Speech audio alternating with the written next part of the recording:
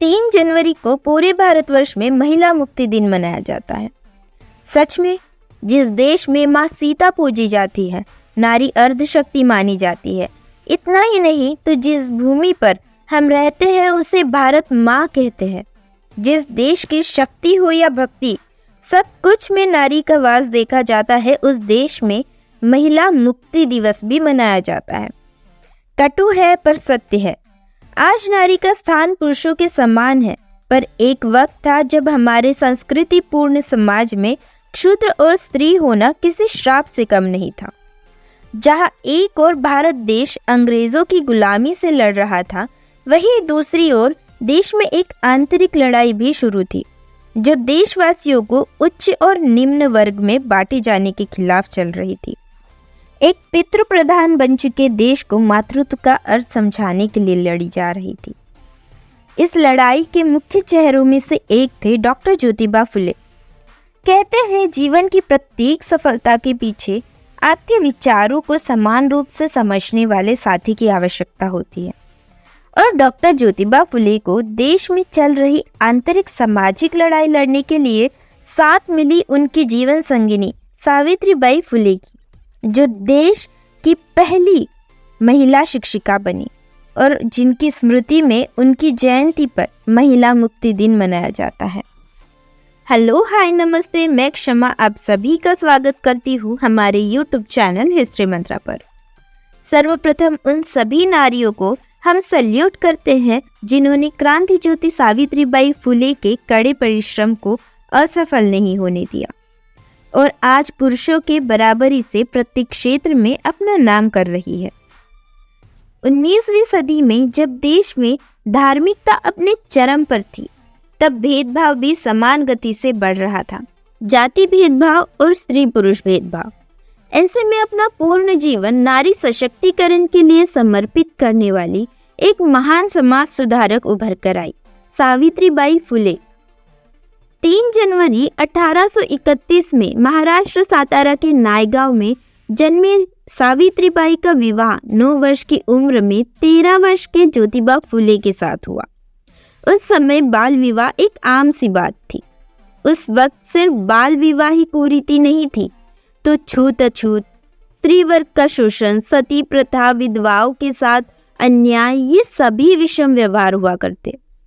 एक शूद्र परिवार में जन्म लेकर और स्त्री होते हुए एक प्रबल समाज के विरुद्ध लड़ाई लड़ना कोई आम बात नहीं थी। उन्होंने अपने पति महात्मा ज्योतिबा फुले से पहले स्वयं शिक्षा ली, अहमदनगर और पुणे में टीचर की ट्रेनिंग ली और बाद में समाज के स्त्रियों को भी शिक्षा से जागरूक किया। उनका मानना था कि स्त्रियां सिर्फ रसोई और खेत पर काम करने के लिए नहीं बनी, स्त्रियां पुरुषों से बेहतर कार्य कर सकती हैं। ज्योतिबा फुले के साथ मिलकर उन्होंने 1848 में पुणे में लड़कियों की पहली पाठशाला शुरू की। यदि सावित्रीबाई ना होती तो बेशक पुणे को शिक्षा का घर के नाम से तो नहीं जाना जाता। महात्मा ज्योतिबा फुले और क्रांति ज्योति सावित्रीबाई फुले ने मिलकर देश में कुल 18 स्कूल खोले। जब सावित्रीबाई पाठशाला जाती पढ़ाने तो रास्ते में उनके विरोधी उन पर पथराव करते, अपशब्द कहते, इतना ही नहीं तो उन पर गोबर भी फेंकते, परंतु सावित्रीबाई मौन धारण कर अपने लक्ष्य पर स्वयं का ध्यान लगाती। वे निशब्द होकर अपना कार्य करने जाती। वे अपने साथ सदैव एक साड़ी अधिक रखती और लोगों के दुर्व्यवहार से गंदी हुई साड़ी पाठशाला जाकर बदलती और स्त्रियों को शिक्षित करती। ब्रिटिश ईस्ट इंडिया कंपनी ने भी उनके योगदान को सम्मानित किया है। ऐसा बिल्कुल भी नहीं है कि उन्होंने सिर्फ स्त्रियों की शिक्षा के लिए कार्य किए। उन्होंने 1854 में विधवाओं के लिए आश्रय घर की शुरुआत की। जिन विधवाओं को उनके घरों से विधवा होना एक दुर्भाग्यवान होने का नतीजा समझकर निकाल दिया जाता, या जिन विधवाओं के साथ उनके ही घर के जेठ या ससुर अश्लील संबंध बनाते और घर से निकाल देते, ऐसी स्त्रियों को उन्होंने आश्रय दिया। विधवा होने के बाद गर्भवती होने वाली स्त्रियों को उन्होंने उनके आश्रय घर में बच्चे को जन्म देने का सहारा दिया, क्योंकि उस समय ऐसी विधवाओं द्वारा आत्महत्या और शिशु हत्या अत्यधिक बढ़ गई थी। इसकी विस्तृत जानकारी हमारे महात्मा ज्योतिबा फुले बायोग्राफी वीडियो में भी दी गई है, जिसका लिंक मैंने आपको डिस्क्रिप्शन में दे दिया है। वह एक समय था जब सती न होने वाली स्त्रियों को अपने केश दान करने पड़ते थे। सावित्रीबाई फुले ने इसके लिए नाइयों के विरुद्ध हड़ताल भी की। क्षुद्र समाज के लिए अपने घर में कुआं बनवाया। इतना ही नहीं तो 1890 में समाज के मानदंडों को पीछे छोड़ते हुए अपने पति ज्योतिराव फुले के निधन पर उनका अंतिम संस्कार किया और उनकी चिता को अग्नि दी।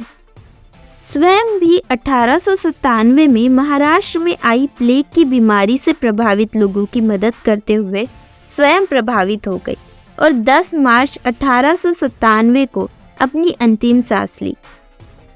क्रांति ज्योति सावित्रीबाई फुले का मानना था कि देश में महिला साक्षरता की भारी कमी है, क्योंकि यहाँ की महिलाओं को कभी बंधन मुक्त होने ही नहीं दिया गया।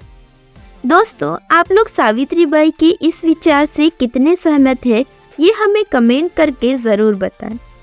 और यदि आप सावित्रीबाई के जीवन से प्रभावित हुए हो तो प्लीज़ वीडियो को लाइक ज़रूर करें। Thank you.